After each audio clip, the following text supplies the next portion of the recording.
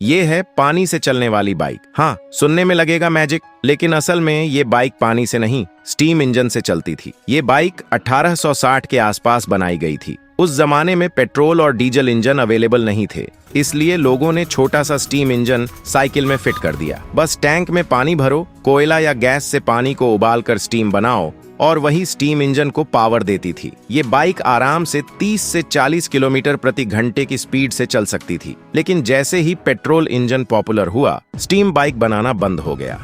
आज ये बाइक सिर्फ म्यूजियम में ही देखने को मिलती है।